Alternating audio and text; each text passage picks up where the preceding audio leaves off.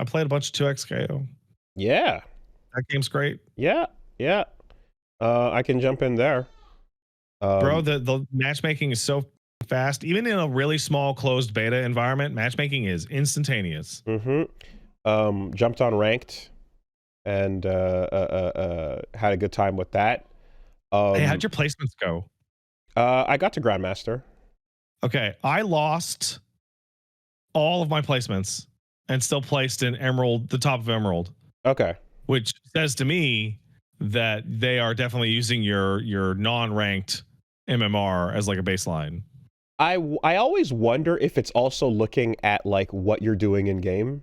You know, it's like, are you using all the mechanics? Are you, because there's a part of me that like, yeah, because I feel like 6 did a bit of that too as well. It's like, are you doing some of the full system? Are you using doing stuff? Fancy shit? Then okay, this shows that you kind of know this, and then they're gonna place you there a little bit. Yeah.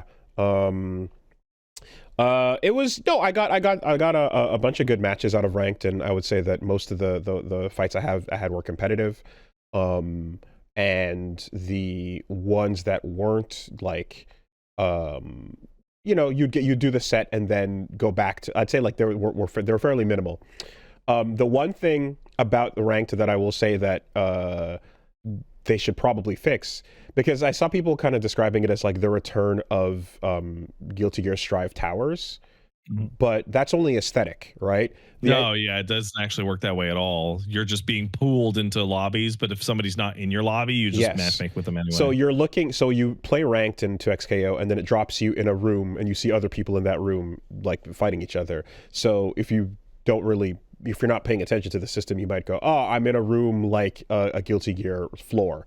But when you hit queue up, it's queuing you up with everybody on all servers. So you're not actually, it doesn't matter what room you're in, you're fighting ghosts at most of those cabinets. It's purely aesthetic, so that you feel like you're in a cool lobby all the time. Yes. And you can still walk up to people and watch their play and see what's going on if you want to. The only thing I'd say is like when you do rank out of a room, so like my initial placement was diamond, and then after after streaking, you kind of like you accelerate your advancement. It asks you, hey, we found a better lobby for better matches. Would you like to go there now or stay here? Yeah, and then you go there, and then you lose a couple matches, and they kick you right the fuck back to the lobby you were just in. So I always chose to just go and go through, but I'm just imagining, like, if you go, I want to stay here, does that mean you can kind of like farm on a lower floor? I don't think it makes any difference at all. I don't think it makes any difference at all. Okay. Because that's the part of it. I think it's just, so if you don't want to do ranked, you can do player matches with people in that lobby. Okay. And they'll be your appropriate level. But like ranked takes like 1 second to get a match. So yeah, it's true. Even if you're not in that room, ghosts are still showing up to fight you from wherever you're at. So it shouldn't actually matter whether you leave the room or not. Do you have the thing from 2XKO from this morning as part of news? I do. All right, we'll just talk about that then. Yeah.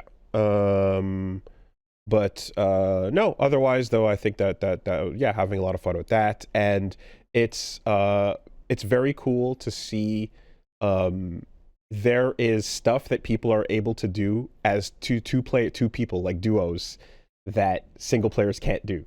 Just can't do them. Yeah, there's certain kinds of combos and certain tech, and one of the ones, for example, is like Vi has a charged up punch, and when you're 2 people, your partner can jump in, you can tag to them, and if the first person who was on screen was Vi, player 1 can start charging up her punch, and player 2 can take over, continue fighting, and then you can keep the charge going while she's on screen and then let it go. Depending on your personal dexterity, you can do a little bit of that with one player, but you can do way fancier stuff with 2. So you can do what the way you have to do it with one person if you're playing is basically, if you choose like freestyle, for example, you do a move with your first character that lasts a long time, and then you switch to the second character while that first character's move is still going. But here, like if you start charging a move as Vi, you start charging a punch and you switch to the second, it'll release the button because your controls switch over, you know. So yeah, just people have been finding little things like that are really cool setups and unique, and all of that is really fun because I want the feeling of like people playing this as a single or a duo to actually be different competitively from one person doing it. I've run into a situation with duos that is really fun, which is a guy, like it would be like you and me playing together as a duo, where one of us is way, like currently you are way stronger than I am. I am running into a lot of duos in which there's one guy who's like probably the top of Grandmaster and his buddy who's in silver. And like yeah. I am like fighting for my fucking life, and then I'm like, oh cool, time to combo dummy this shithead. yeah, you have one person trying to I've had some fun fights where the team that you fight has somebody who's just a complete training dummy, and then the person who jumps in takes one character and beats both of yours, you know. Well, exactly, overtuned. I'm learning about, you know, how League of Legends players and the chase to be challenger ranked and how important that is, you know, because once you get to Grandmaster, then top 500 is challenger category, which is the big deal. But what's kind of wild about this system, and I guess the idea is, I guess we'll let it go for now and see how it goes. But you can play ranked with a friend, and essentially the average level of you and your friend will be where you are targeted to, if not a little bit above it. I can feel that, dude. I can feel it. Yeah, it finds the middle of the lower and the high of the two players, and it sticks the team there, right? And then for each win and each loss, they divide the points. So you're not gonna, if you're playing with a partner, you're not going to get as many points, so you can't get carried as easily if you're trying to get carried, right? Like I guess the idea is like the amount that your strong friend will carry you up will be mitigated by that friend's inability to 2v1 a real opponent, you know, that's hypothetically not half as good as you, but is half as good as the difference between you and the person you're carrying. You know, so it's like it's like a math thing, you know, but you're a 10 in skill, your friend is a 1 in skill, you're queuing up together, and the game's pitting you a 5 against that makes 5s. It fair. Yes. So now that I've died, now that your friend who's 1 has died, the person who's 10 needs to win as one character against the 5 who has all of their stuff. And if you do, then hey, cool, you get those points, half of them, of course, and continue onward. So it should curve out in such a way where the team climbing should not be so fast that like the person who's holding you back as an anchor is you know, getting as much of a boost as you are losing your momentum if you are solo. So the other thing that happens, the way they're running ranked, is that your ranked mode is your ranked level is your ranked level, no matter what character you pick. And I don't have the problem here that I have in Street Fighter, because when I play Street Fighter and I jump from, you know, let's say everybody starts at Diamond now because I have Bison and Geef and Master. I don't know how to play fucking Guile, dude. Yeah. Right. Yeah. If I hopped in a Guile, like if they forced me to go into fucking master rank, it would be time for me to die. Yeah. Right. And in 2XKO, like I've been playing almost exclusively Blitzcrank and a little bit of Alawi. And it's like, if I wanted to learn Darius, well, I can still have Blitzcrank as 50% of my fucking team.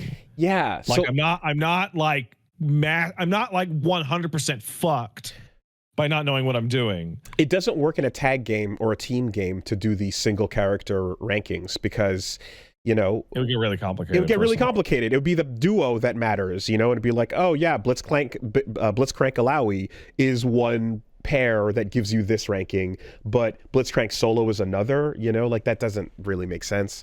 But you know, and it is also cool to see like yeah, you know, people that are doing Juggernaut are like finding tech and I've discovered that Juggernaut is a fuse of extremes. yep. You better learn to defend, or if you touch, you better kill whatever you I touch. found it's actually really helpful for me figuring out like tag fundamentals, and that like I don't use push block usually, but I play Juggernaut Blitzcrank, so I have now had to learn how to fucking push block. There's that. And when to push block. I would say that Juggernaut is probably, like, Blitzcrank is probably the best character on Juggernaut. Probably. You know, Darius. The fact that you can incoming people with a grab mix is ridiculous. The fact that that's out. Oh, they fixed it's it out as of this morning. Okay. Yeah, so it was also nerfed this morning. Oh, wow, I didn't see. Okay. You got about a 20% decrease on all his specials. Interesting, because Yasuo could do it all. Yasuo's insane. Yeah, he could do everything. So yeah, Blitzcrank for those who are wondering, when you he has an air grab, like, you know, he could jump and spinning pile driver you out of the air. But when you're playing as a solo Juggernaut, he can do a combo that forces a switch from your first character to your second, and the second is forced to jump onto the screen, which means they're forced to be in the air, which means he can be in the air grabbing you. Yeah, that was an unintended effect. You know, that was not supposed to be the case. That was fixed this morning. Yeah. No, it really is interesting, and like I was I was talking with Min, and he was kind of explaining how, like, basically the shit that you're seeing with Blitzcrank is exactly how he plays in League. And absolutely, 100%. Yeah, and like it just translates right the same way, and the Steam he usage. Is the best translated character so far. It's really impressive. Huh. Yeah, and I'm kind of like, if you play this character in the other game, you know, like, you're translating the genre over, but you still kind of know his spirit fills your chest. That's good. That's really good. Because I hate the worst feeling in the world is when you take a character from Persona 4 Arena and you drop them in a BlazBlue cross tag battle, and it's like you took the same character but you took moves away, and now it's a shell of what they used to be. So you're just like, no, this is a bad version of what I like, you know. The other thing too is, like, people have been pointing out that, like, you can see how, okay, Yasuo is a character designed by Marlon Pai, who's a fucking insane Marvel player. And what if he could do everything? Calm down, love letter to my style of play, right? And Echo is a character designed by, like, you know, like just the mix god. What if you could do left, rights, and make everybody cry? Yeah, I know everybody seems to be like this massive like, what if they could do everything everyone in this archetype could ever have done? Like, Jinx has traps, multiple different types of projectiles, of the jumps, the movement, a dashing low, like, fuck off. But I would say that, like, the complexities and love of like all of that put into, like, those three that we just mentioned. By contrast, a character like Darius is like, I don't know, he does a DP, shut up. Darius is this game's for you. He makes you bleed, you know? And Braum needs work really bad. Braum's shit. Braum's struggling. Braum is struggling, yes. He doesn't have enough going on. He needs, like, I don't know, but he needs something. But yeah, no, but this was, we'll get into some of the announcements a little bit later in the actual news, but in terms of just, like, this update, that was yeah, good stuff. You know, pretty promising. Well, okay, we'll talk about some of those cosmetics, but, like, you know, the fun part about cosmetics and them being the primary focus of your money is, if the cosmetics are ugly and not something you want to spend your cash on, you can simply save and put that cash towards stages and other content, you know? So great. If there's no incentive for me to go buy one of these things, then it's even easier to focus in on what I want to put my fight bucks towards. All right. So yes, we touched on it a little earlier with 2XKO, but they dropped the early access update. We're going closed beta to early access. Straight up. So the bummer about this is, I was hoping that the next phase would be console ready, but Yeah, it's not, weirdly. it's not. So console is gonna miss out on this first early access phase. So still not done yet. But October 7th, closed beta is ending and early access begins. Basically, that's going to be one last content reset. Yeah, everything going after that will keep forever. Yeah. And they've introduced, so what are we going to get? We're going to get a battle pass. We're going to get combo trials. We're going to get the cosmetics. I saw a Vi outfit that was like, God awful. God awful. It's the worst Vi outfit in League, and it's the worst Vi outfit here. So I saw, I basically, apparently in League of Legends, people are like, oh, it's that same one that we've all hated for a long time. No, the worst one. God damn it. But with this comes the explanation that there will be 5 seasons per year, and each season will come with a new champ. So, including the one starting on October 7th. So October 7th, hey, guess what? It's going to be fucking Teemo. It's Teemo Day. Yeah. And then now we on have... that day, the game will become good. And just those goalposts are now attached to your back, by the way. Oh yeah, no. Goalpost 1 is Blitzcrank. Goalpost 2 is Teemo. Yeah. There we go. Okay, perfect. Yes. Done. My goalposts were Alawi and Vi, so we're set. Valawi for life. But no, I do see here that if you do some quick maths, what this tells us is 5 per year. And you know what? That's fair. That's probably the right number. I would say that consider 5 per year is what we would consider a standard in a fighting game. You want to, like, the fact that you had some season passes that came out with 4 was like, Street Fighter, that sucks. You kind of hope it's at least 5 each time. I think going above that is like always... That's great if you could get 6 or whatever, but I don't know how many things are able to deliver that. I think 5 per year per each season is reasonable. And 4 would have felt too small, and 6 would probably be unreasonable. I think I could imagine, right? And yeah, 5 seasons in a year means you're getting you're getting a basically 2.5 months. For each character, which is a decent turnaround, I'd say. I think that's... Someone said that this means at the end of 2026 we'll only have 15. That's not true, because Teemo's coming out in 2025. So at the end of 2026 there will be 16 characters. And alongside this announcement, there was also which is cool. This is nice. I was kind of wondering what they're going to do with the official stuff, and there's going to be sponsored local tournaments. Community run events are going to have the First Impact program, which is like, hey, that's cool. That's nice. Bonus prize for duos that win the tournaments, which is encouraging people to go and sign up as 2, which is cool. I like that idea. How is the bonus prize fucking double the fucking cash? No, but then that's wrong then. Depends. Could you win solo? I don't know. What if you are a team of 2, but you're playing Juggernaut? What if someone sits there and then just collects the prize? Yeah. I'm helping. Yeah. So I think that's a reasonable start, and we'll see what happens because of course the thing that every we've established with each game as it starts is like, okay, are you going to do that $1 million grand prize? What's the situation going to be for that stuff? But keeping it encouraging on the locals is good. I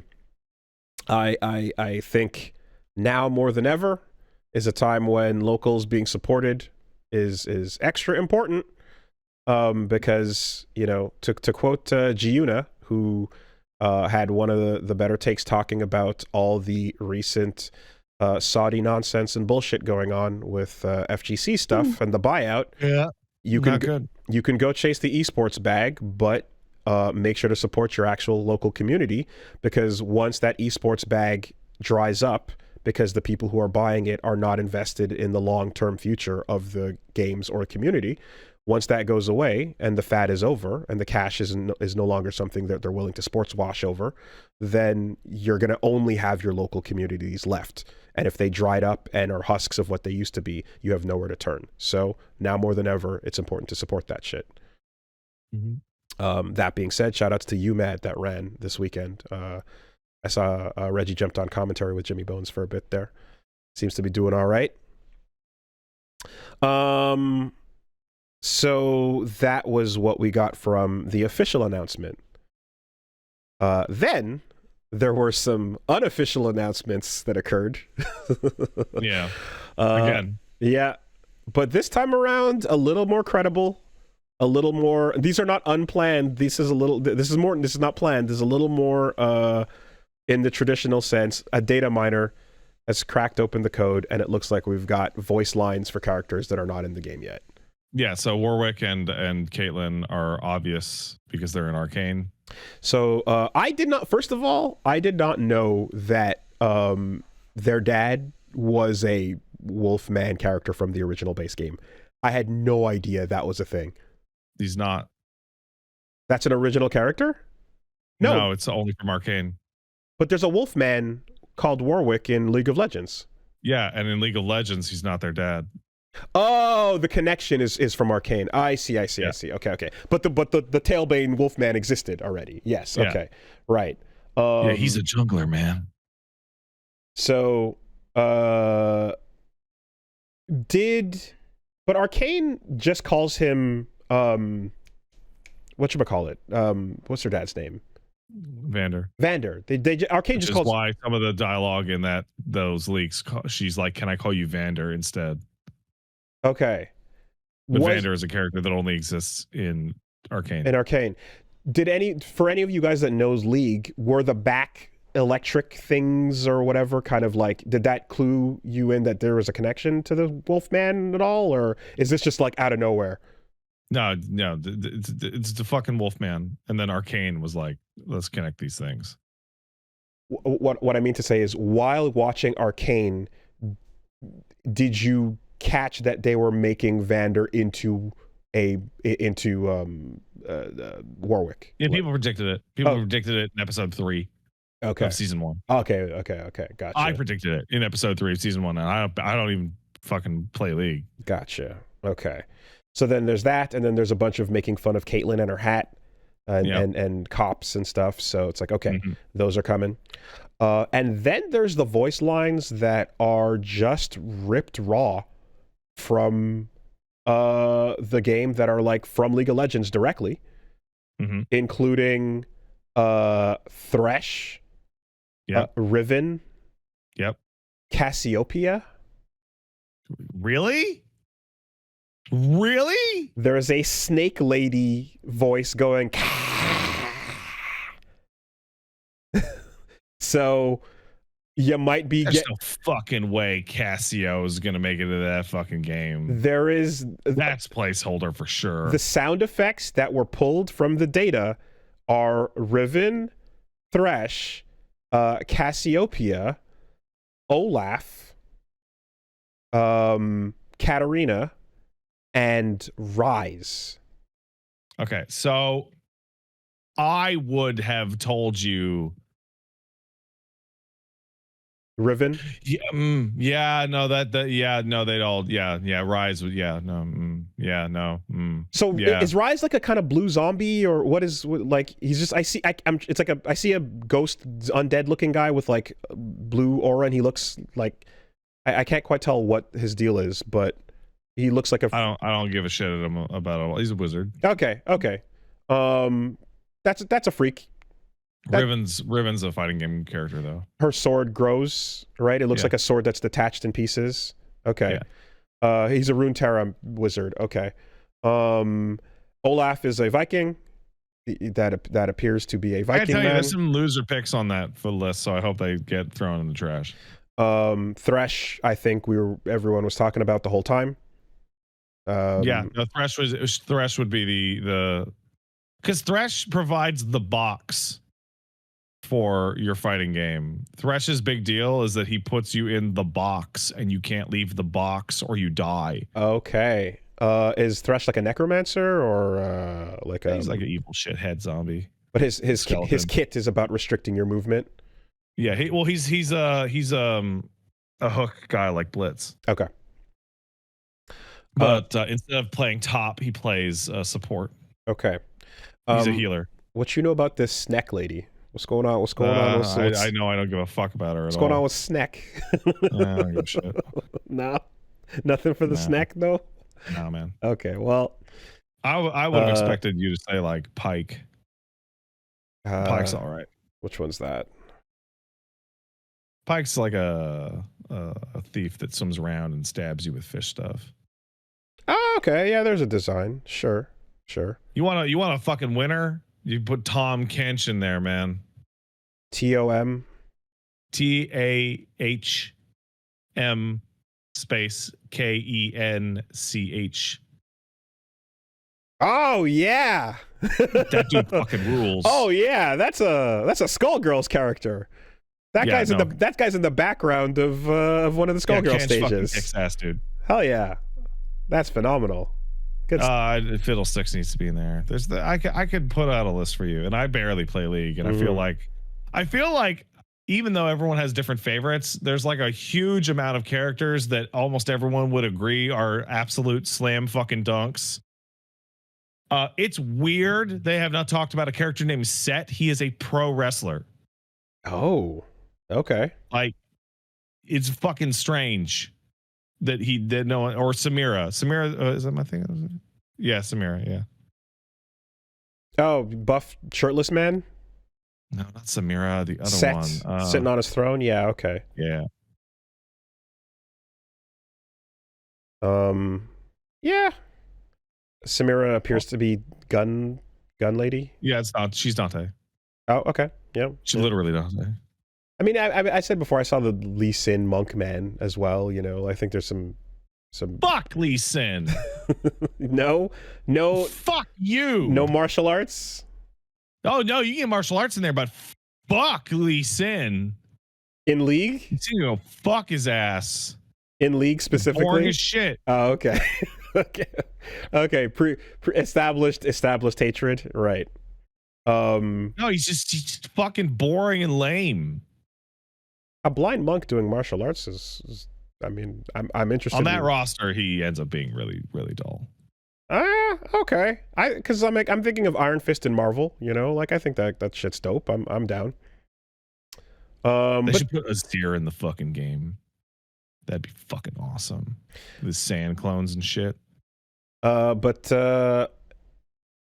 love to see a necromancer that has puppet characters that could That's Azir. That's the character I just said. Yeah. Okay. That would be great. Azir and Viego would be like that. Or that'd be fun. Oh, what's the guy? Yorick? Yeah, Yorick. Oh, he's cool. Notably, absent from this leak list is Garen, right? Garen will never. the only possibility of Garen entering into 2XKO is as a costume for Darius. Costume for Darius, yeah. Alt costumes. Mm-hmm. Similarly, Nautilus and Blitzcrank have so much overlap that the only way Nautilus is going to get in is as a costume for Blitz. Okay, so this is my thought, right? How upset would, as a person who doesn't give a fuck, I'm like, I could see there being like a full skin line and like kit adjustment, so you have an Echo Fighter in the form of Garen for Darius, right? But would fans of Garen luckily there are no fans of Garen. So would people that are fans of the original character be upset with them being Echo Fighters to fit them in there? I think that Garen fans would be unable to complain from within their beige rooms with no music while eating their untoasted white bread. Because I don't know how many Echo Fighters could exist off the main roster, but in terms of scratching the itch of like people being satisfied with having one or the other, that could be something, right?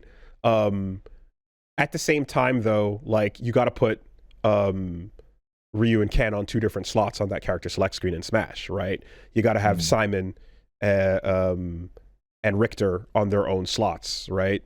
So if you pick Darius and then it's like, oh, Garen outfit and color, that's probably not the best way to show people like that are looking for that character right off the bat. But are there that many Echo fighters that could exist off of these characters? No, there's some people that have like really obvious overlap, but like a lot of them are very unique. So okay, I saw a dude that looked like Thresh but wasn't Thresh. Was it Hot Thresh? No, it was a green demon looking thing. There's 4 different characters that could be. You could be talking about Mordekaiser. You could be talking about Callista. You could be talking about Hecarim. Is it Hecarim? Yeah, Hecarim's a centaur. Let me get a better look. Hecarim's a centaur that shoots ghosts at you. Oh, he's mounted on there's 4 legs there. Okay. I didn't see the rest of the body. I just saw dark and green glowing on a black background. Color/ghost aesthetic is for every single like ghost person from the Sunken Isles. It's like a regional thing. Okay. And then a bunch of ghosts. Okay. Yeah, the art style, I just saw glowing. I didn't see the legs there. But what I am seeing is people going like, yeah, I'll play fucking Hecarim, man. Fucking Centaur. Yeah, let's do it. The shortened term for PNZ, Piltover and Zon. Yeah, being like, no, too much PNZ. Oh yeah, no, they need to stop that. And by the way, Warwick and Kate are also from Piltover and Zon. Okay.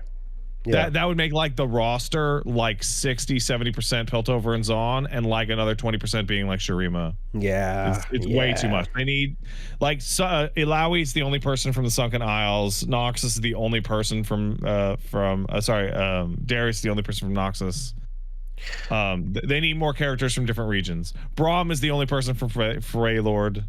Arcane's the most popular thing related to League that's spin off of it. Every single character in that is going to get in eventually. Yeah, every single one. And then Runeterra second, and then the Sunken Isles. Yeah, Sunken Isles is fairly popular. Everyone in Sunken Isles is in the game right now except for Misfortune. Okay. Like the starting lineup for 2XKO was like, did you play Sunken Isles? No, not Sunken Isles. Sorry, Ruined King. Okay, because I'm trying to, because what I don't know is like, I know Arcane's very popular. What I don't know is like the level of course we're gonna do Arcane. It's the most popular thing ever. What are you, stupid? Like, yeah, no, they have to be careful with that, because like that is a horribly one-sided roster. That's quite what I'm wondering is like what that ends up looking like. Very one-sided. Yeah. No, that big dumb fish guy looks cool. That's fun. That's fun. There's some real winners in that roster. But for now, this is what the leaks are showing. So interesting. I would believe the ones that have Jinx voice lines talking to them a lot more than the ones that are just placeholder from actual League. 1,000,000%, because a grunt and a sound effect doesn't necessarily confirm anything for sure. But you do get voice actors to record lines in advance so that you don't have to do multiple sessions and come back on it in an inconvenient way.